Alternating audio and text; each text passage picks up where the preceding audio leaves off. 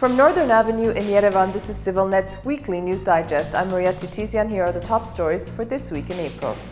Armenian Prime Minister resigns. Also, the Constitutional Court hands down its decision, plus the continuing crisis in Kesab, Syria, and later how a late spring frost destroyed crops in Armenia. In stunning news late last night, Armenia's Prime Minister Sargsyan announced his resignation. The spokesperson for the Republican Party, Edward Sharmazanov, made the announcement after the Republican Party's executive body meeting yesterday. President Sargsyan has accepted the Prime Minister's resignation. Sargsyan sent a message to the citizens of Armenia on his Facebook page. Dear compatriots, back in February, I approached President Sargsyan requesting that he accept my resignation. My decision was overdue and taken with much cognizance. We agreed that my offer to resign would be postponed, taking into consideration the necessity of coordinating a number of important state events and holding the RPA Economic Forum. I want to express my gratitude to all those with whom I have worked, and especially to the Republic's President for entrusting me with the high position of Prime Minister. I wish the new government patriotic and productive activity. In the coming days and weeks, follow ＳivilNet to receive the latest news of these events as they unfold. On April 2nd, Armenia's Constitutional Court handed down its much-anticipated decision regarding the controversial mandatory pension reform that had sparked demonstrations across the country. Constitutional Court President Gagik Harutyunyan read the decision, citing certain provisions of the law as unconstitutional. According to the decision, the National Assembly and the government of Armenia were given a deadline of September 30, 2014 to change certain provisions of the pension law. This means that those articles and clauses of the law will therefore remain in force until September 30, unless the National Assembly amends the law before that date. Moreover, all pension payments already paid into the system must be reviewed. The four parliamentary opposition factions, Prosperous Armenia, Armenian National Congress, ARF Dashnaktsutun, and Heritage, had applied to the court on December 17, 2013 to challenge the constitutionality of several articles of the pension law. On January 24, the Constitutional Court suspended those articles until March 28. The Constitutional Court heard oral argument on March 28 and 31, and on April 2nd announced their decision. Members of the civic initiative I Am Against It, who had gathered in front of the Constitutional Court during the session, cheered when they heard the final decision, but their enthusiasm was short-lived. The government was quick to react to the verdict with a statement posted on its website. The statement said, "The government will press ahead with this radical reform aimed at improving the people's well-being within the framework of proper constitutional formulations."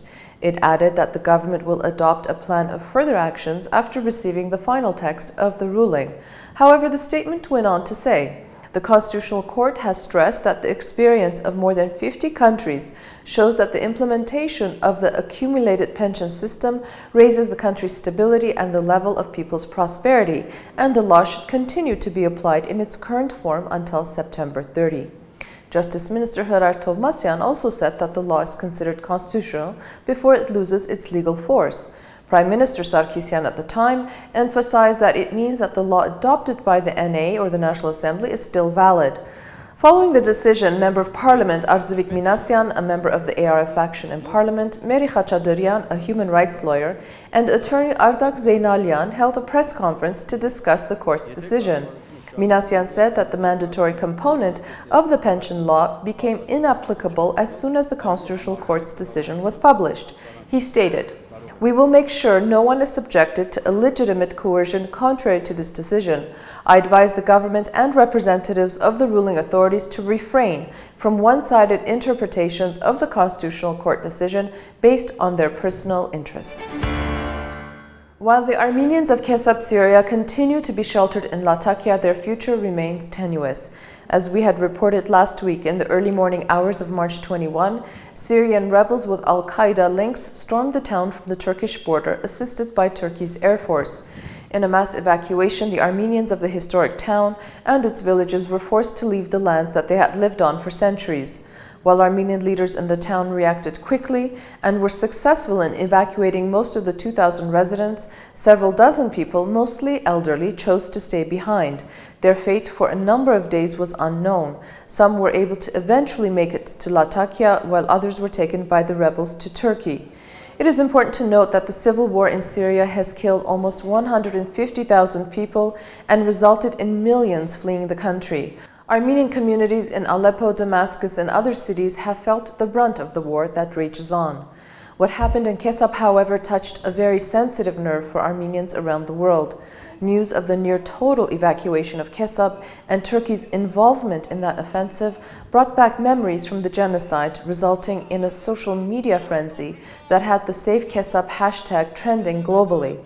In the attempt to get the attention of the world and international media, some began posting photos and videos that had nothing to do with the events in Kesab.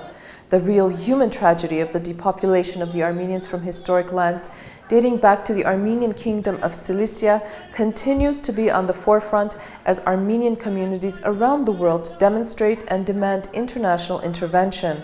Armenian lobby groups throughout the world continue to pressure their governments to intervene and contribute to the humanitarian effort to alleviate the condition of the Armenians of Kesab. Foreign Affairs Minister Edward Nalbandian sent a letter to Ban Ki-moon, the Secretary General of the United Nations, on April 2 about the situation. His letter said, "Armenia is deeply concerned about the developments in northwestern Syria, especially aggravation of the situation in the ancient town of Kesab.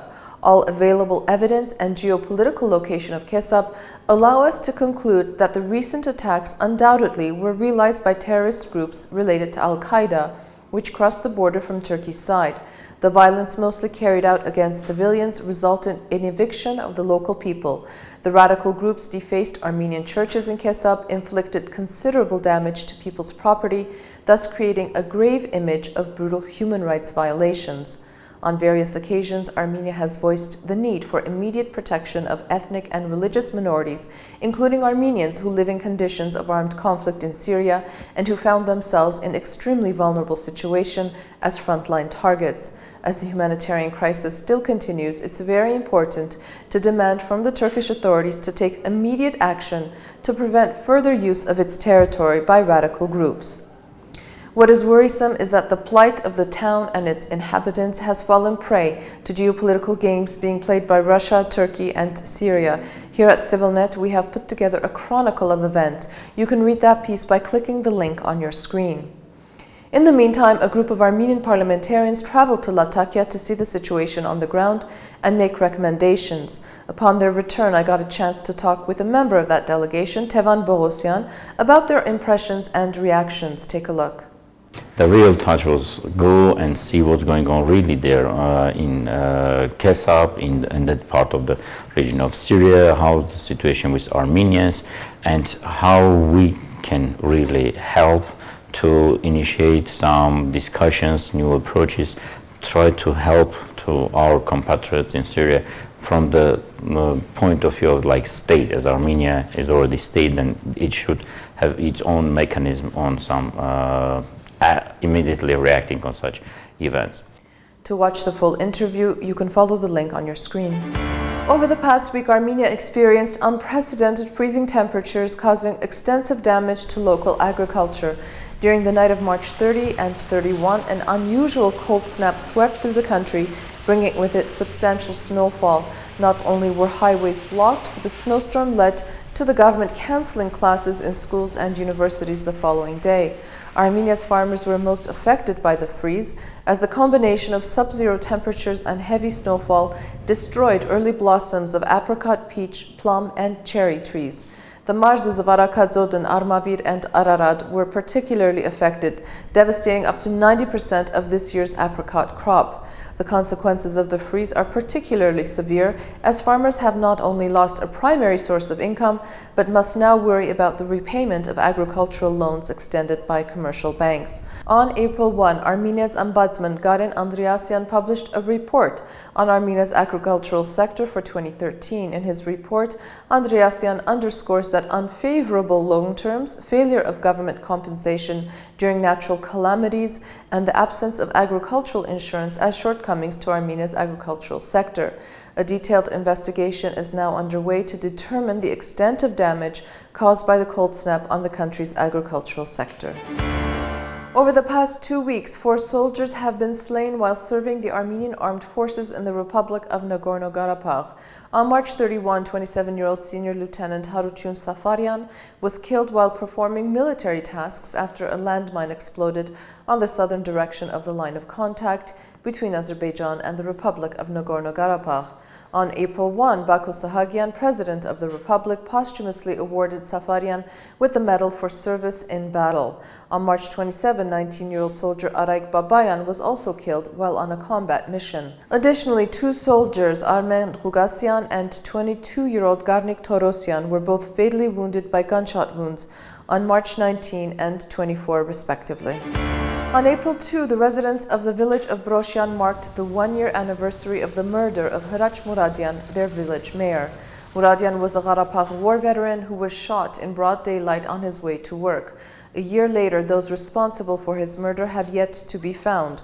Frustrated and angry at the inaction of responsible state authorities to conduct a thorough investigation and bring the perpetrator to justice, the villagers of Brosyan blocked the Yerevan-Ashtarak highway, demanding answers. After several hours, the highway was reopened only after the Deputy Prosecutor General met with them and made assurances that he would follow the investigation more closely. Recep Tayyip Erdogan, Turkey's Prime Minister, and his Justice and Development Party, AKP, claimed a victory after securing the majority of the vote in local elections in Turkey. According to reports, voter turnout was strong. Although facing damaging corruption allegations and scandals, Erdogan and his party secured slightly over 40% of the vote.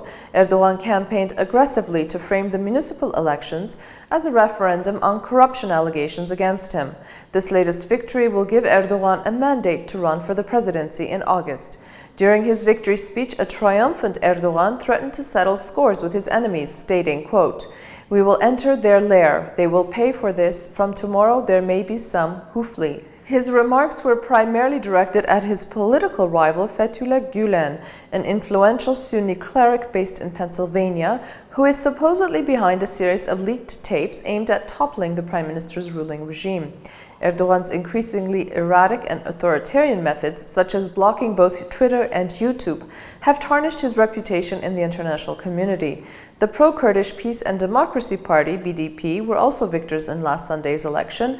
The BDP were able to expand their influence and increase the number of cities under the party's control, winning the religiously conservative cities of Mardin, Bitlis, and Agri from the AKP. The CHP was able to win the city of Antakya, the capital of Hatay province, being located close to the Syrian border and home to Turkey's Arab Alawite minority. Hatay has been flooded with Syrian refugees, freedom fighters, and jihadists. Although most Turks oppose the government's backing of Syrian rebels, Erdogan, during his address, declared that Turkey was already at war with its southeastern neighbor.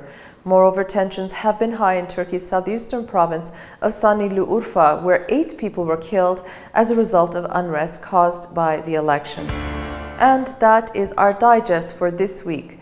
You can keep up with all the news by going to our website, civilnet.am, and you can also follow us on Facebook and Twitter. Have a safe and pleasant week, and I will see you next Friday.